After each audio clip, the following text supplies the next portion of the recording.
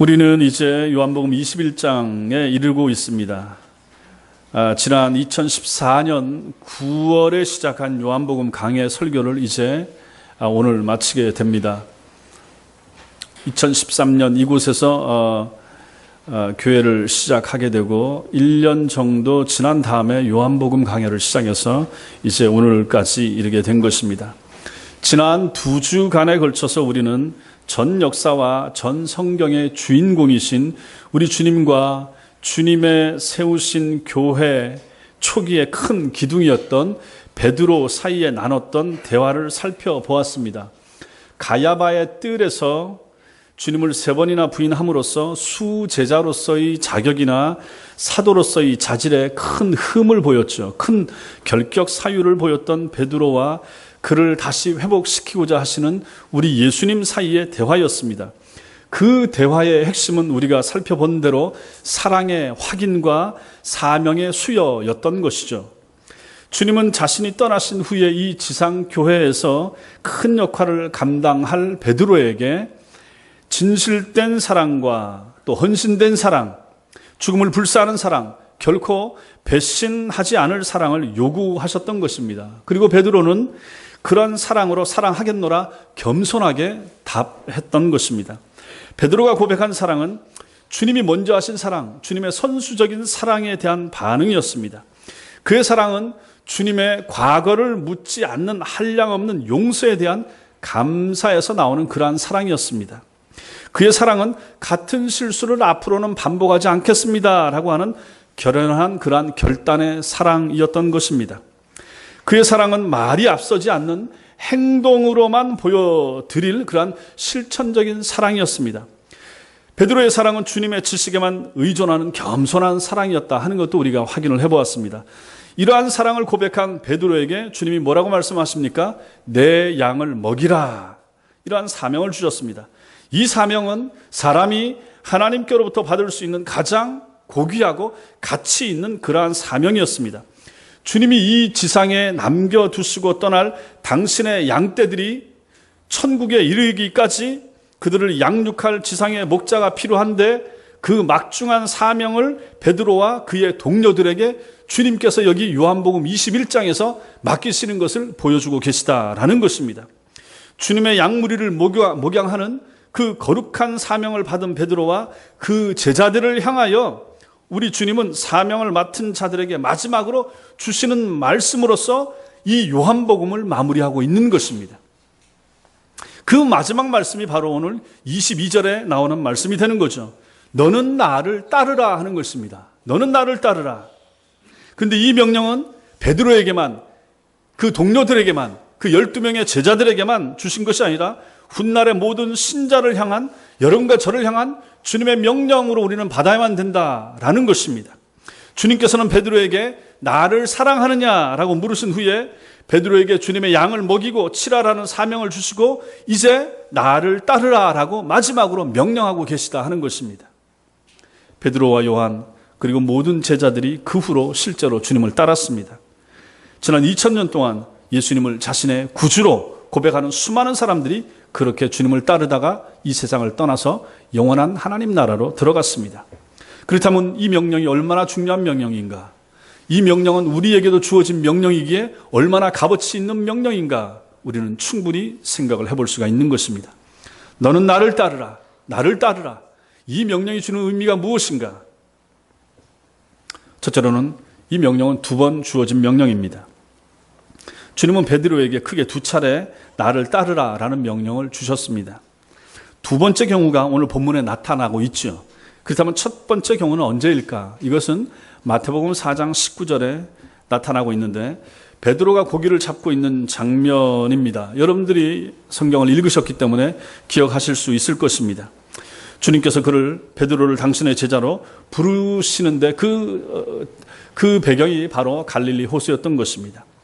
처음에 부르심은 주님을 따름으로써 주님이 어떤 분이신지를 알고 경험하고 배우라라는 차원에서 따르라라고 말씀하신 것입니다. 그러나 오늘 본문은 이렇게 주님을 따름으로써 주님 자신을 알고 배우고 경험하는 바 이제는 주님께서 이미 여러 차례 말씀하신 대로 자기를 부인하고 자기 십자가를 지고 나를 따르라라고 말씀하시는 것입니다. 이 두 부르심의 명령은 모두 전적인 따르는 것, 전적으로 따르는 것, 완전한 순종을 요구하는 것입니다. 이렇게 주님을 따르지 않고서는 주님을 배우거나 주님을 알 수 없기 때문에 주님께서는 이렇게 명령하시는 것입니다. 평생을 멀찍이 주님을 따르며 교회를 다닌다 그러면 그것은 그 사람의 영혼에 아무런 유익도 얻지 못할 것입니다. 전심으로 주님을 따르는 사람들은 주님을 배우고 마침내 알게 되고 그래서 자기를 부인하게 되고 십자가를 짐으로 주님을 따르는 자리로 나아가게 되는 것입니다.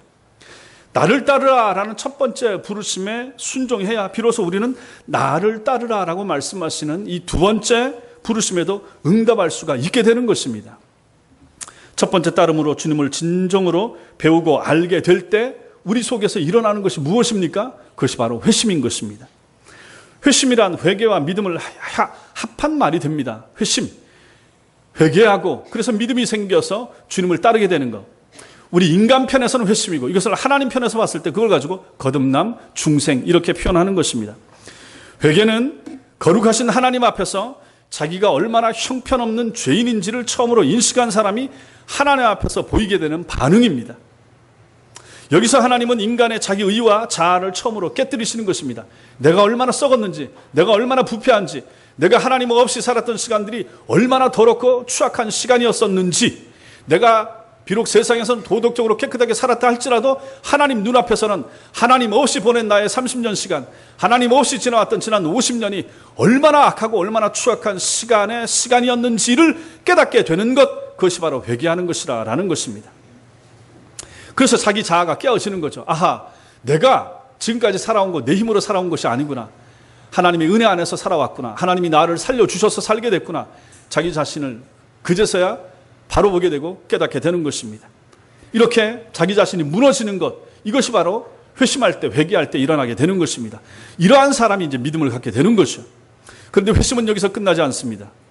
지금까지 자기만을 믿고 살아온 그는 이제 자기를 향한 신뢰, 자기만 믿는 것, 내 주먹만 믿고 살아왔던 것, 이것을 내려놓게 되는 것이고 하나님을 향해서 자신의 전적인 신뢰를 드리게 되는 것입니다.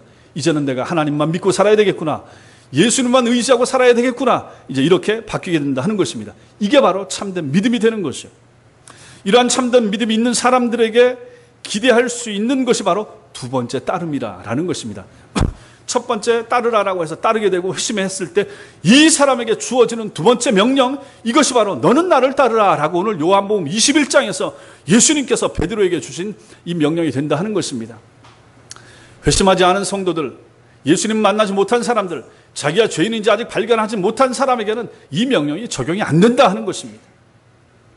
주님은 바로 이 시점에서 베드로가 주님을 부인한 사건으로 인해서 그토록 자신만만해하던 자아가 무너지도록 하신 후에 그를 회복시키시고 이제 나를 따르라라고 명령을 주시는 것입니다.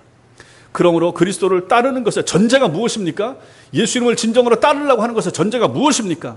바로 거듭남, 즉 회심이라 하는 것입니다. 회심해야 됩니다. 돌이켜야 됩니다. 그래서 교회는 회심이 너무너무 중요한 것입니다. 이 회심은 교회 온 지 처음 교회 와서 3개월 만에도 일어날 수 있습니다. 6개월 만에도 가능합니다. 그러나 10년을 교회 다녀도 회심하지 않을 수 있습니다. 더 엄격하게 말하면 평생을 교회를 다녔다 한다 할지라도 회심하지 않은 채 하나님의 심판대 앞에 불려갈 사람들도 충분히 있을 수 있다 하는 것입니다. 그래서 그리스도를 따르는 것의 전제는 회심이라. 회심이 중요하다. 교회 안에서 가장 중요한 거 회심입니다. 목사에게 맡겨진 가장 중요한 사명, 성도를 회심시키는 것입니다. 물론 목사가 하는 거 아닙니다. 하나님이 목사를 사용하여, 하나님이 목사의 기도와 하나님이 목사의 설교를 사용하여 그 성도의 영혼에 성령의 부딪힘을 통하여 그를 회심시키시는 것이 바로 하나님의 일이라 하는 것입니다. 그러므로 설교 없는 곳에 회심은 없습니다. 예배 없는 곳에 회심은 일어나지 않습니다. 바른 하나님의 말씀이 전해지지 않는 곳에 결단코 우리는 회심을 기대할 수가 없는 것입니다. 그러므로 성도들에게 있어서 가장 중요한 건 말씀을 잘 듣는 것입니다. 예배를 소중히 여기는 것입니다. 주일 예배가 생명같이 여겨져야만 그 사람에게는 회심의 여지가 있을 수가 있는 것입니다. 그리고 말씀이 중요하다. 예배 시간에 설교가 중요하다. 설교는 사람의 말이 아니고 목사의 말이 아니고 바르게 전해지는 한 그 목사의 설교는 하나님의 음성인 것입니다. 그러므로 여러분들이 하나님의 음성으로서 목사의 말을, 목사의 설교를 들을 때 그 가운데 하나님의 역사, 성령의 역사하심이 있을 수가 있게 된다 하는 것입니다. 그 말에 부딪힘이 있을 때 그 성도가 회심하게 되는 것이고, 그렇게 회심한 성도가 교회 안에 있게 되고, 그 회심한 성도에게 교회 안에서 직분을 맡기고 그 사람을 재직으로 세우고 그 사람을 교사로 세울 때 그 교회는 정상적인 교회로 움직여지게 되는 것이고, 그 회심한 성도의 그 섬김, 그 충성, 그 헌신, 그 가르침을 통하여 아이들이 회심하게 되고, 그 성도 뒤에 따라올 그 교회 안에 연약한 성도들, 초신자들이 또 그 사람처럼 회심하는 성도로 나아가게 된다 하는 것입니다. 이것이 정상적인 지상교회의 성장해가는 모습이 되는 것입니다. 그러므로 회심이 중요한 것입니다. 제가 기도할 때마다 저는 여러분들의 회심하는 모습을 생각하면서 그래서 기도할 수밖에 없는 것입니다. 물론 제가 생각하는 것이 다 회심의 절대적인 기준은 아닐 것입니다. 그럼에도 불구하고 목사는 영혼을 다루는 의사 아니겠습니까? 제 전공이 그건 거죠. 물론 제가 잘못 볼 수는 있지만, 그러나 제가 하나님 앞에서 여러분의 상태를 늘 면밀하게 보고 있기 때문에 그것을 가지고 주님 앞에 엎드릴 때마다 저는 여러분들이 회심하기를 위해서 날마다 기도하는 것입니다. 또 회심한 성도들은 더 큰 믿음의 사람으로 정말로 회심하고 중생한 사람답게 믿음 생활, 신앙생활을 잘 하기 위해서 또 몸부림치면서 기도하는 것이 저의 일과인 것입니다. 그렇다면 목사의 평생의 과업은 그렇게 되는 거죠. 여러분들을 회심시키고 회심한 성도들이 정말로 회심한 성도답게 살다가 하나님 앞에 서게 만드는 것. 아니, 그거 외에 목사가 할 일이 뭐가 있단 말입니까? 그것이 전부인 것입니다. 그럼 왜 거듭나고 회심한 사람만이 그리스도를 따라갈 수 있게 되는 것일까요? 지난주에도 보았듯이 우리의 육신으로는 주님을 따를 수가 없습니다.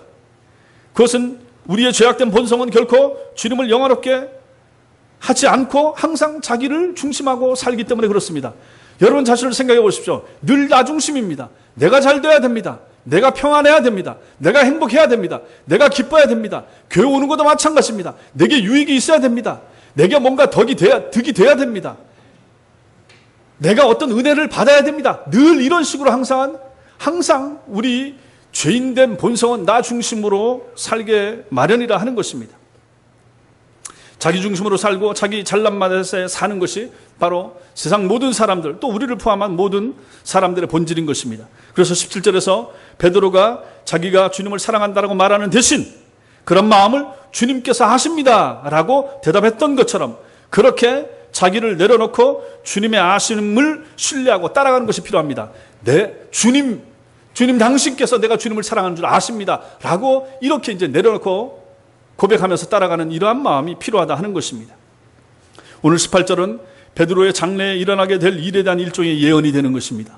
늙어서는 내 팔을 벌리리니 남이 내게 띠띠우고 원하지 아니하는 곳으로 데려가리라.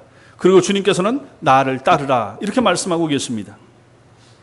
베드로가 주님을 따를 수 있다면 그것은 자기 장래에 대한 어떤 기대치나 확실한 지식이 있어서가 아니라 오직 베드로의 장래를 아시는 주님 자신의 지식을 신뢰할 수 있기 때문에 그런 것입니다. 그래서 사도 요한은 19절에서 주님의 이 말씀이 베드로가 십자가에서 죽을 것을 말씀하신 것이며, 이 베드로의 죽음이 하나님을 영화롭게 하는 죽음이 되리라 라고 그렇게 사도 요한은 기록하고 있는 것입니다. 결국 주님께서는 여기서 너도 나처럼 십자가 죽음을 죽을 거야, 그러니 나를 따르라 라고 말씀하신 것이나 똑같은 것입니다. 베드로의 장래를 아시는 주님께서 그에게 따르라 라고 말씀하고 계시는 것입니다. 주님께서 십자가 처형을 당하는 것을 목격한 베드로에게 너도 나와 같은 죽음을 죽을 것이다 라고 말씀하시면서 그를 따르라 라고 말씀하시는 것입니다. 내가 죽는 거 봤지? 십자가에서 죽는 거 봤지? 베드로야, 너 내 제자지? 이제 너 나를 따르라. 나를 따르는 거 무슨 의미인지 알지? 내 죽는 것처럼 너도 그렇게 죽을 거야. 그럼에도 불구하고 너는 나를 따르라. 이렇게 말씀하고 계시다라는 것입니다. 이게 쉬운 것이 아닙니다. 베드로의 장래를 아신 주님께서 따르라 라고 말씀하신다. 주님께서 십자가 처형을 당한 것을 목격한 베드로에게 너는 나를 따르라 이렇게 말씀하고 계시는 것이다.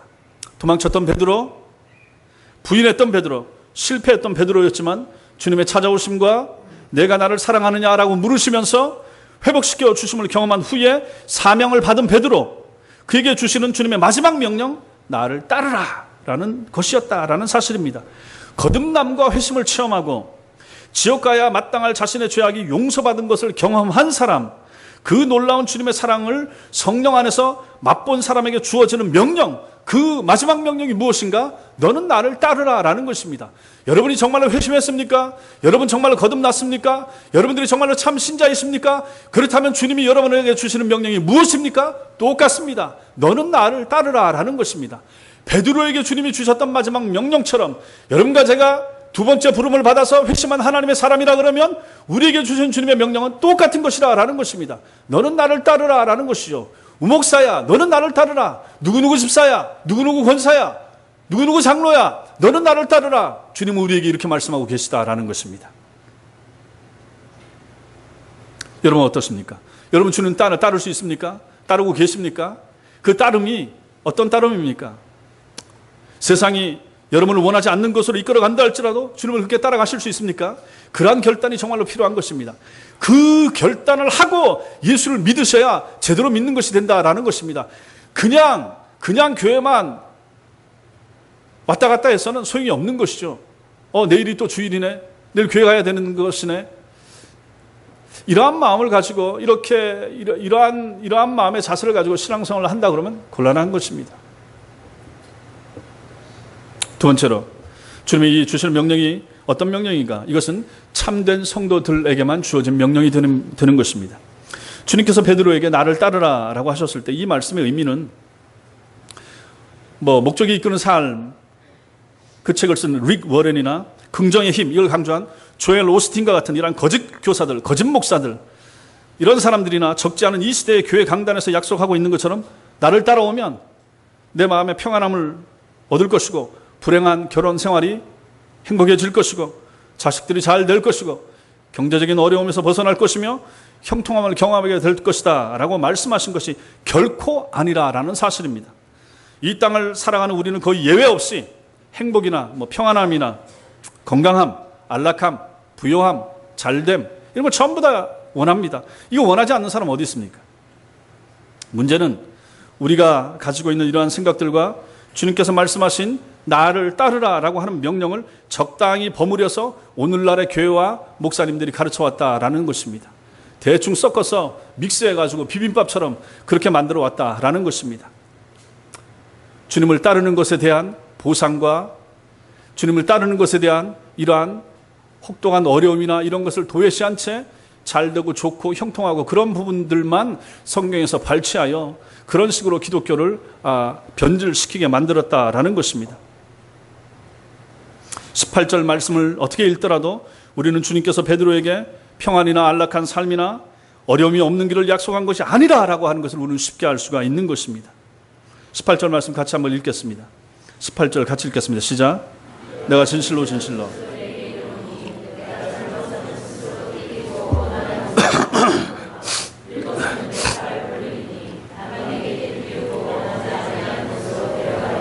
보십시오. 이게 어디 나를 따르라라고 하면서 형통하고 잘되고 좋은 길로 행복한 길로 쉬운 길로 간다라는 그러한 약속이 되겠습니까? 주님은 베드로의 장래에 원치 않는 죽음에 대해서 이렇게 말씀하고 계신 것입니다. 그러면 이러한 명령을 받은 사람들은 누굽니까? 이러한 명령은 누구에게 주어지고 있는 것입니까? 앞에서 본 대로 이것은 바로 회심한 사람들, 회심에서 첫 번째 부름에서 회심하고 두 번째로 사명을 받은 그러한 사람들에게 이 명령이 주어지고 있는 것입니다. 자신이 죄인임을 철저히 고백하고 주님만 믿고 따르기로 결단한 사람들입니다. 우리들 가운데, 여러분들 가운데 이런 사람들 계십니다. 그런 분들에게 주어진 명령이 되는 것입니다. 주님의 사랑을 전인격적으로 체험한 사람들, 여러분들 체험하셨죠? 예수님이 정말로 여러분 사랑하신 거 체험하셨죠? 그러한 분들에게 주어진 명령, 너는 나를 따르라 라는 명령이 되는 것입니다. 주님의 지식에 자신의 고백을 내려놓을 줄 아는 사람들입니다. 겸손하게 내가 주님 사랑하는 걸 주님이 아십니다 라고 우리도 베드로처럼 고백할 수 있는 그 사람에게 주님이 주신 명령, 바로 이 명령이 되는 것입니다. 그리고 주님을 전적으로 사랑하겠노라 고백한 사람들, 이 사람들에게 주어진 명령입니다. 예수님, 내가 당신 사랑합니다. 내가 교회 사랑합니다. 내가 복음을 위해서 살겠습니다. 이렇게 고백하고 이렇게 다짐한 사람들에게 주어진 명령, 너는 나를 따르라 라는 명령이 되는 것입니다. 성도 여러분, 이러한 분들이, 이러한 사람들이 교회 안에 얼마나 되겠습니까? 이 시대의 교회 안에 이런 사람들이 얼마나 되겠습니까? 여러분들은 누구십니까? 여러분들은 어떤 분들이십니까? 여러분들은 어떤 고백을 하고 어떤 마음을 가지고 예수님을 쫓고 계십니까? 이러한 마음을 가지고 예수를 믿고 따라가는 사람들 많지 않을 것입니다. 이 시대의 교회 안에 이런 사람들이 있죠. 있어야 되죠. 우리 교회도 있습니다. 이러한 사람들은 좁은 문으로 들어간 사람들이 되는 것입니다. 문은 좁고 길은 협착하여 찾는 이들이 적지만 생명으로 인도하는 바로 그 문으로 들어갈 사람들이 되는 것입니다. 저는 정말로 여러분들이 이런 문으로 다 들어가길 원하는 그런 마음을 가지고 목회를 하고 있습니다. 우리 성도들이 다 그런 성도들이 돼야 됩니다. 다 그런 사람들이 돼야 됩니다. 저는 여러분들이 이 땅에서 다 부자가 되길 원치 않습니다. 저는 기도할 때마다 여러분들이 다 형통하고 잘 되고 건강하고 병이 낫고 하는 일들마다 손대는 것들마다 잘 되기만을 위해서는 저는 기도하지 않습니다. 그런 기도의 내용도 있지만은 그것보다도 더 여러분들이 정말로 예수를 잘 따르는 참으로 신실하고 참으로 경건한 하나님의 사람이 되기를 원하면서 그것을 위해서 저는 더 많이 기도하는 목사입니다. 그 길이 주님이 원하시는 길이기 때문에 그런 것입니다. 그러므로 회심한 성도들, 나를 따르라, 너는 나를 따르라, 이 명령은 아무에게나, 아무 성도에게나 교회에 나오는 교적부에 이름이 올려있는 모든 사람들에게 다 주신 그런 명령이 아니라 진실되게 회심하고 거듭나서 예수 그리스도를 따르기로 정말로 마음속에 다 작정하고 예수 잘 믿기로 결단한 그런 사람들에게 주어진 명령, 그것이 바로 이 명령, 너는 나를 따르라 라는 명령이 되는 것입니다. 세 번째로 이 명령에는 따르는 위험이 있습니다. 위험이 있다. 우리가 만일 이렇게 예수님을 따르라고 한다면 그것은 온갖 위험과 희생을 무릅써야만 할 것입니다. 성경에 나오는 인물들을 한번 살펴보십시오. 그들의 삶은 많은 위험 가운데 그 위험을 무릅쓰면서 살아왔던 삶이 될 것입니다. 위험을 감수하는 것을 이 위험을 감수한다라고 하는 것은 그리스도를 따르는 그리스도인들에게는 피할 수 없는 선택이 됩니다. 그 결과는 하나님께서 선히 여기시는 대로 행하실 것이다 라는 것을 믿고 순종하는 것입니다. 그 결과는 주님의 몫입니다. 이렇게 위험을 무릅쓰는 일은 믿음이 아니고는 또 할 수가 없습니다. 그래서 히브리서 11장 6절에서는 믿음이 없이는 하나님을 기쁘시게 못한다라고 분명히 이렇게 말을 하고 있는 것입니다. 여러분, 다니엘의 세 친구가 이것을 잘 보여줍니다. 그들은 금신상 앞에 절하라라는 느부갓네살 왕의 명령을 거부했습니다. 그 결과는 풀무불 속에 던져져서 죽는 것이었습니다.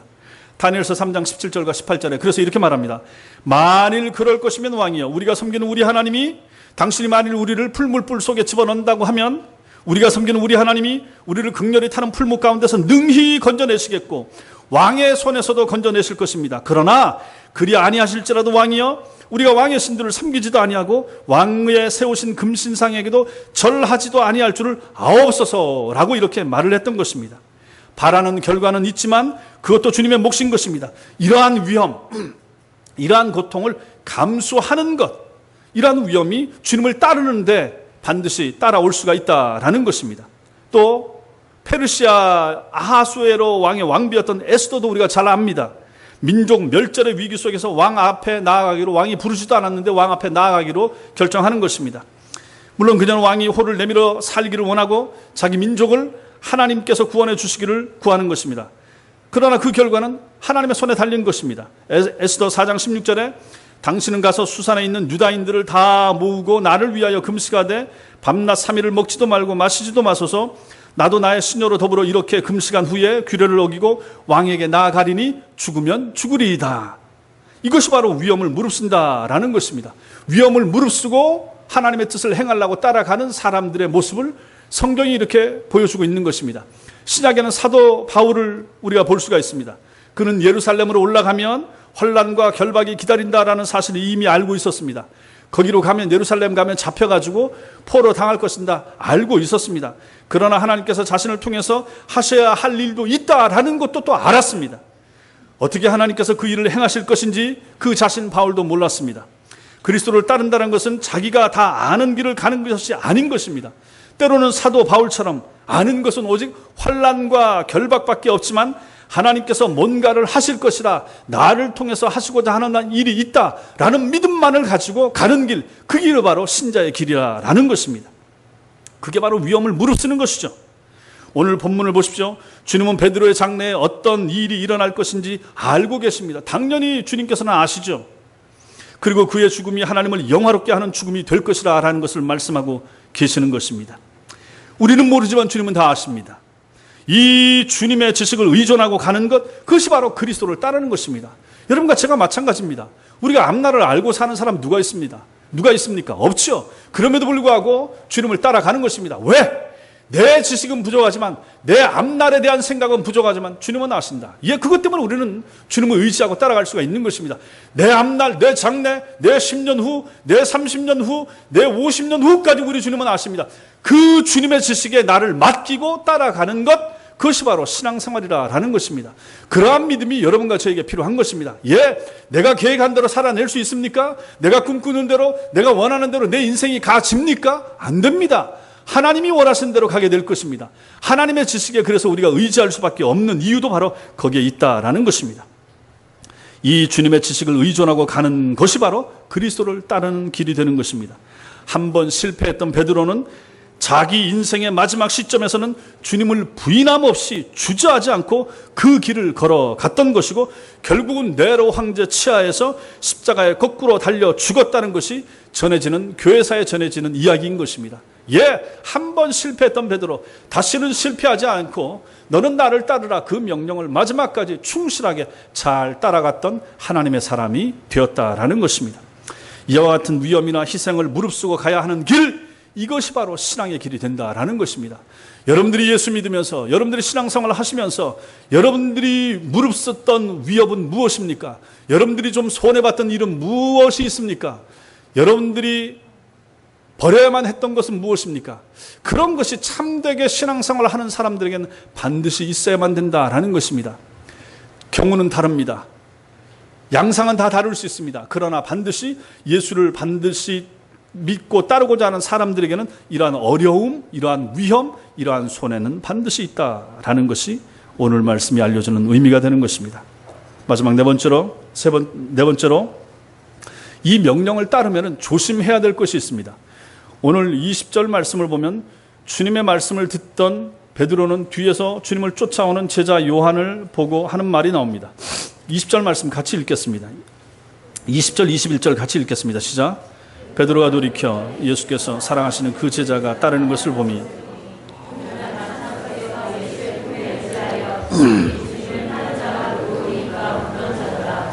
이에 베드로가 그를 보고 예수께 여짜오되 주님, 이 사람은 어떻게 되겠사옵나이까? 22절, 예수께서 이르시되 내가 올 때까지 그를 머물게 하고자 할지라도 내게 무슨 상관이냐? 너는 나를 따르라 하시더라. 아멘. 예수께서 사랑하시는 그 제자 베드로가 21절에서 묻습니다. 주님, 이 사람은 어떻게 되겠사옵나이까? 여태까지는 이제 참 베드로는 이런 걸 보면 참 진짜 좀 특이한 사람이에요. 그 감격스럽게 너는 나를 따르라 라고 하는 말까지 다 듣고 여기까지는 좋았는데, 그 다음에 베드로가 주님과 대화를 멈추고 뒤를 딱 돌아봤더니 요한이 따라옵니다. 그러니까 이제 요한에 대해서, 요한이 얼마나 주님 사랑을 많이 받았었습니까? 그러니까 요한의 앞날과 장래, 자기 보고는 주님이 따라오라고 이제 말씀하셨는데, 원치 않는 방향으로 갈지라도 따라오라고 말씀하셨는데, 이제 요한은 어떻게 될 것인가 궁금했던 것입니다. 그래서 주님, 저 사람은 어떻게 됩니까? 요한은 어떻게 되는 거예요? 이렇게 이제 묻은 거죠. 그랬더니 주님께서 내가 올 때까지 그를 머물게 하고자 할지라도 내게 무슨 상관이냐? 너는 나를 따르라. 사도 요한에 대해서는 내가 알아서 한다. 너는 신경 쓰지 마라. 그리고 너는 나만 따르면 된다. 이렇게 말씀하시는 것입니다. 그리스도를 따르는 자가 할 일은 다른 사람을 보는 것이 아니라 주님만을 바라보면서 따라가는 것입니다.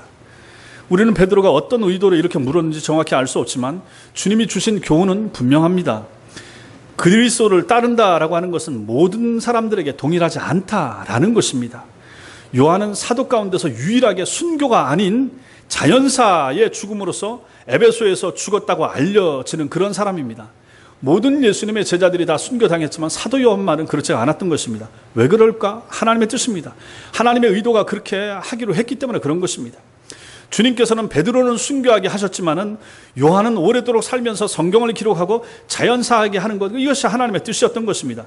이 두 사람을 다루시는 하나님의 방법은 다 선하고 다 아름답습니다. 다 귀합니다.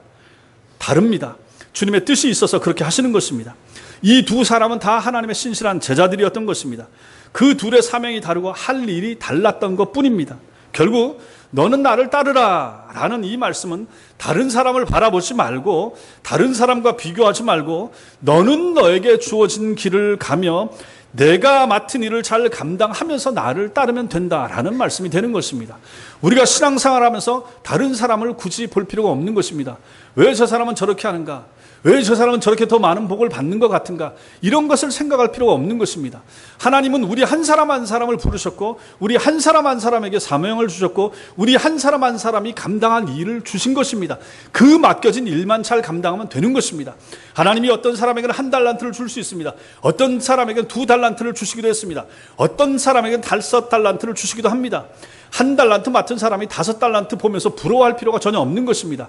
2달란트 받은 사람이 1달란트 받은 사람 보면서 저 사람은 저거밖에 안 되네, 내가 더 낫네, 이런 생각을 할 필요도 전혀 없다 하는 것입니다. 하나님이 내게, 하나님이 우리에게, 하나님이 우리 가정에 허락하신 것, 그것만 받아서 그것만 가지고 주를 위해서 헌신해서 남기면 되는 것입니다. 2달란트 받았던 종이 그걸 가지고 즉시 가서 장사해서 배나 남겨서 가지고 왔습니다. 5달란트도 마찬가지입니다. 그렇게만 하면 되는 것입니다. 그러면 주님은 칭찬하십니다. 착하고 충성된 종아, 내가 잘하였도다, 이렇게 말씀하신다 하는 것입니다. 이런 마음이, 이러한 것이 우리에게 필요하다 하는 것이죠. 하나님이 여러분과 저 우리에게 허락하신 달란트는 다 다릅니다. 사명 다릅니다. 취하실 영광도 다 다른 것입니다. 오직 우리에게 필요한 것은 주님만 바라보고 우리에게 가게 하신 그 길을 충성스럽게 끝까지 잘 달려가기만 하면 되는 것입니다. 사랑하는 성도 여러분, 태초에 말씀이 계시니라, 이 말씀이 하나님과 함께 계셨으니 이 말씀은 곧 하나님이시니라 라고 사도 요한은 요한복음 첫머리에서 예수님을 소개하면서 이렇게 복음서를 시작을 했습니다. 그 말씀하셨던 예수님, 하나님의 아들이신 예수님이 이 세상에 오셔서 사시고 보여주시고 가르쳐주신 그 모든 사역을 마치시는 이 마지막에 제자들과 여러분과 저를 향해서 주신 말씀이 바로 오늘 19절에 나를 따르라 였으며 22절에 한 번 더 너는 나를 따르라 라고 확인해 주신 말씀이 됩니다. 결국 믿음이란 무엇입니까? 믿음이 뭡니까? 누가 여러분들에게 믿음이 뭐냐, 신앙생활이 뭐냐 물으면 뭐라고 대답하시겠습니까? 그것은 바로 예수님을 따르는 삶입니다. 이렇게 고백하면 될 것입니다. 예수님을 따라서 사는 여정이 바로 신앙생활입니다. 그런데 이 믿음의 길이라는 것이 쉽거나 편하거나 즐겁기만 한 것은 아니라라는 것입니다. 오늘 주님의 명령에 순종했던 베드로의 마지막은 아까 말씀드린 대로 순교였습니다. 학자들에 의하면 베드로가 로마에서 순교를 당한 시점은 네로 황제 치하인 주후 64년경이라고 이렇게 말합니다. 그리고 이 요한복음이 언제 기록됐다고 제가 말씀드렸습니까? 주후 90년경에 기록된 것으로 말씀을 드렸습니다. 그렇다면 오늘 이 19절 말씀은 이미 베드로의 순교의 죽음을 알고 있는 그러한 신자들에게 사도 요한이 써 보낸 것입니다. 사도 요한은 베드로의 죽음을 하나님께 영광을 돌리는 죽음으로 설명을 하면서 우리 신자들도 이와 유사한 길을 걸어야 할 것을 교훈하고 있는 것입니다. 베드로의 죽음을 알고 있는, 이미 64년경에 죽었으니까 90년경이니까 한참 시간이 지난 다음에 요한복음을 써서 보내고 있는데 이 글을 읽는 사람들이 이미 이 베드로가 부인했으며 베드로가 주님 앞에 사명을 다시 받았으며 베드로가 죽음의 길을 갔다는 걸 다 아는 사람들에게 이 말씀을 주는 것입니다. 그들에게 이 써서 보내는 글 속에 너는 나를 따르라 라고 베드로에게 했던 말을 그들에게도 주님이 주시는 것으로 그들은 받을 수밖에 없다 하는 것입니다. 그렇다면 예수를 믿는 길, 예수를 따르는 길, 아하, 이것은 우리도 죽는 길로 주님이 부르시는구나, 주님이 초대하시는구나, 이렇게 그들은 충분히 생각했다라는 것입니다.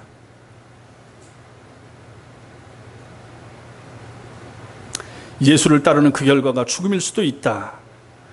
만약 그렇게 된다면 그 죽음마저도 영광스러울 수도 있다라고 가르치는 것, 그것이 바로 요한복음이고 그것이 바로 우리 기독교라는 것입니다.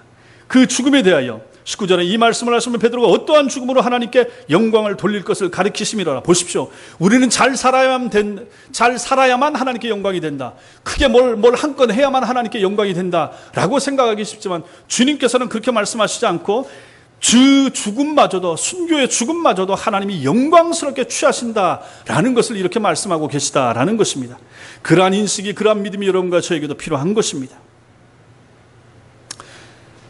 우리는 다 죽습니다.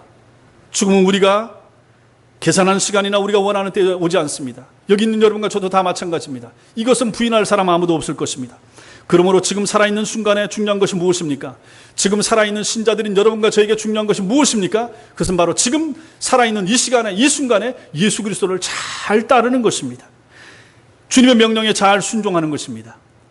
죽음의 침상에서 지난 인생에 대한 미련이나 한이나 서러움을 안고 죽어가는 비극적인 죽음이 아니라 하나님을 영광스럽게 하는 죽음을 여러분의 인생 마지막 시간에 얻기를 정말로 여러분들이 바라신다면 지금 그리스도를 따르기로 결단하는 것이 중요하다 하는 것입니다. 어떻게 사느냐? 그리고 어떻게 죽느냐? 이것이 신자의 삶에 있어서 정령 중요한 부분이 된다라는 것입니다.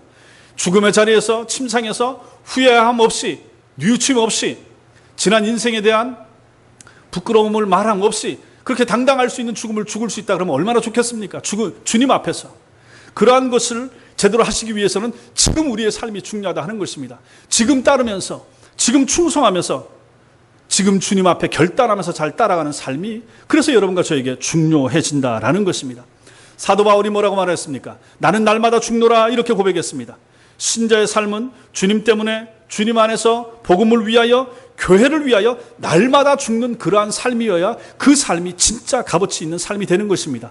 그러한 삶을 살 때 여러분과 저는 진정한 신자로서 주님 앞에 인정받게 될 것입니다.